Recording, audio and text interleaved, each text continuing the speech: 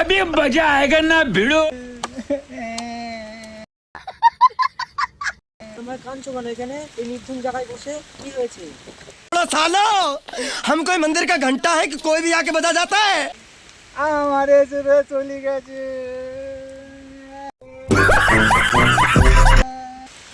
ও দাদা, তোমার কে ছেড়ে চলে গেছে? তুমি কাঁদছো কেন? कहाँ से आते हैं?